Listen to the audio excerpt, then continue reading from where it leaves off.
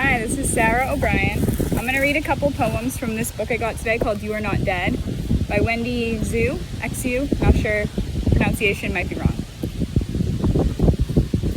I'm just going to open to random pages, I don't know. Please stand a while longer in the vast, amazing dark.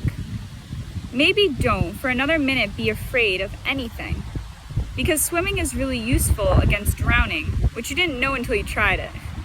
And then your life was just a massive regret. And then you thought about 3 purple blossoms in the hair of a beautiful girl. But that's not the part that aches in a deep kind of place inside you.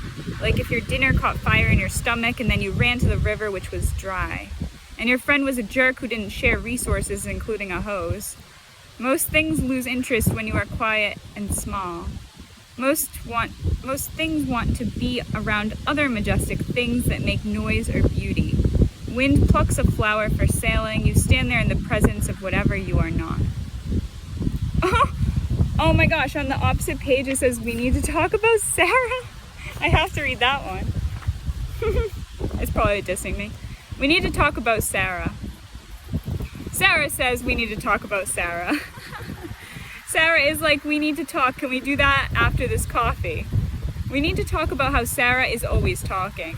The snow is always snowing when we talk about a way to move our mouths. Sarah and I finish each other's lunch. Sarah and I are like, what is a way to move slower?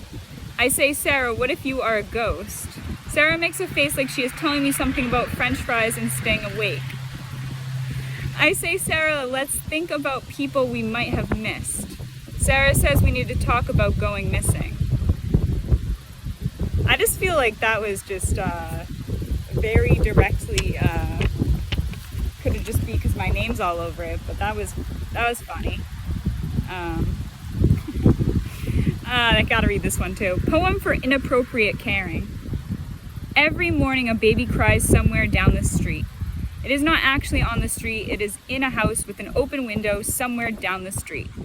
I don't care is what I always say. Sometimes I say I don't care followed by whatever, followed by picking up an apple and eating it in a way that looks like shut up. You chipped a tooth eating mixed nuts and I was like, I don't care. I had a cat and lost it, which was worth even less caring. My foot meets an iron rail. My face doesn't see other faces, but I am all like, seriously, I don't care. My face waits for when I am dreaming or dead. That is a poem about depression.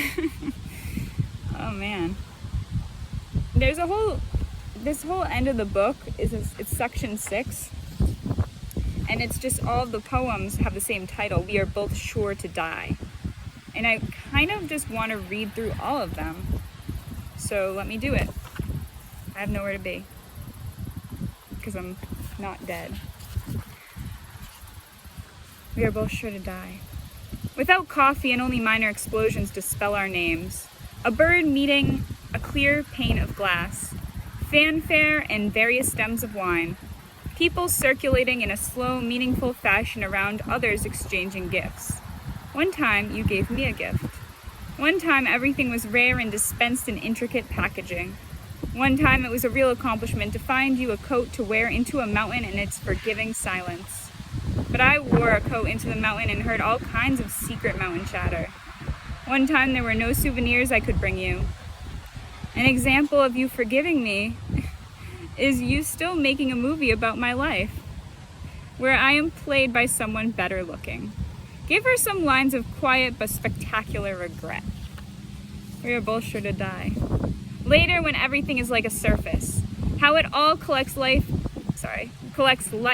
is an incredibly easy place to invest our faith. How it all collects light is an incredibly easy place to invest our faith. That's a tongue twister. Okay, but where did you go? Why aren't we sharing something nice or expensive? Everywhere, miniature airplanes, everywhere, more wings. Things to tell time to tell you about death. Things to tell time to tell you about death. Not about when your body is over, but about death, which is something impossibly far away. We are not dead. We still adventure in a completely original way. Just coconut or wearing stripes for dinner. Good weather or hello. I have been waiting forever to meet you with all these books. The sky no longer angry. How does it feel now with your head still stuck inside the amazing sun? I love that one. We are both sure to die. Another. Before an absolutely crucial conversation about surfaces.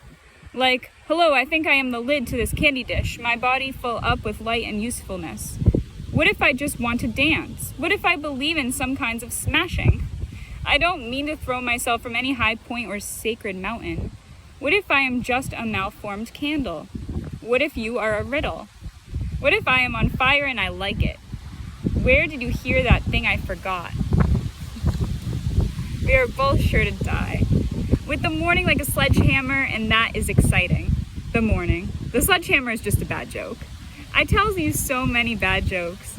I feel ashamed when people with outstanding personalities walk by and show off 15 different ways of talking about amazement. The 15th is skiing. You have never been anywhere with snow. You bought a gigantic house not in a valley. We eat snacks and drink exotic teas inside. We are moving now, in space but also time.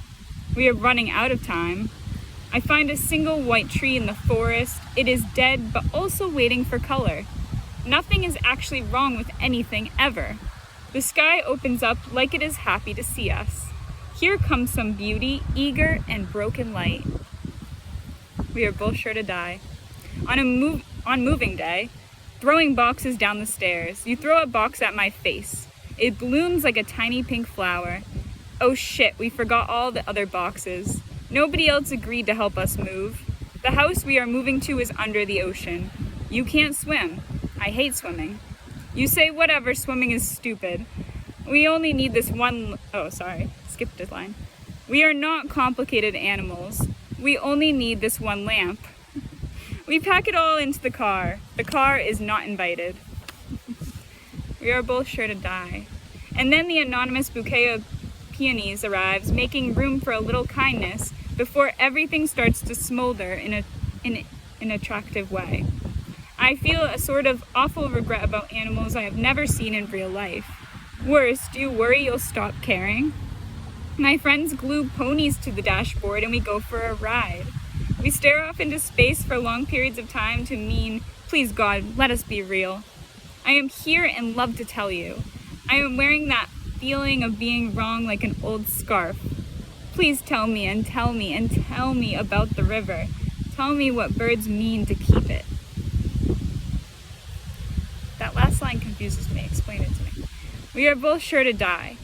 In a way, the birds find less than... sure to die in a way that it flows into the first line a lot of the time. We are both sure to die in a way the birds find less than compelling. I build a nest and grow better feathers. I was sailing in a ship that came across another ship in an ocean humbled by sunlight. Kissing is like steering with purpose. But kissing is also like confusion at the supermarket, if you really love the supermarket, which I do. Why do we eat birds? When you have a birthday, why do you tell me? Everything I said yesterday was a lie. I don't love any city better than the next, except when you are a city grown tired of senseless conflict which is broadcast on the evening news. Then I am terribly aware of being just one person with a body. Then I draw up quietly some charts and at the very top misspell your honest name. We are both sure to die, in awe of what we forgot to do. Now the stove is on fire and the fridge is on fire and you are haunted by what you remember. It is okay, I tell you, and motion to what's beyond the window. We are both sure to die, clutching a molten piece of someone else's life. I tried sleeping in this bed of heavy light. I tried moving out into the forest and failed at touching a deer. Say you will be nothing or beside me. How best do we correspond in the darkness of a year? But look, the year rolls over and has given me a new face. Now you go toward the ocean with that terrible spirit of discovery. There is getting to know your body and disowning it. The ocean says you are not dead. What else do you want it to announce? We are both sure to die, but I feel like a person again. I feel like more than enough snow to cover a bicycle. I feel like what is in the snow. I feel like what says yes to snow. I feel like what is before snow. What is before snow? I feel like an interesting kind of tired, like a wind chime at night. I feel like a porch that is also a wind chime.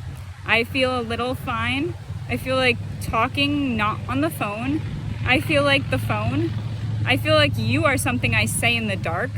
I feel like what is an airplane in the summer? In summer. Perplexing. We are both sure to die. During a football game, so consider there will be other people, but they can't come with us. But they can't know that the most amazing part of waking up is you are not dead. You are wearing a totally splendid bathrobe that hugs you like a dress. Hopefully there is some coffee for how I am tired. Hopefully my head opens up like a rose. That's the end. All right, so get this book if you haven't read it yet. And yeah, she's really witty. I love it. Definitely talking about some things that are beyond me, but a lot of it is in really accessible language, so that's what I love to see. Have a wonderful day.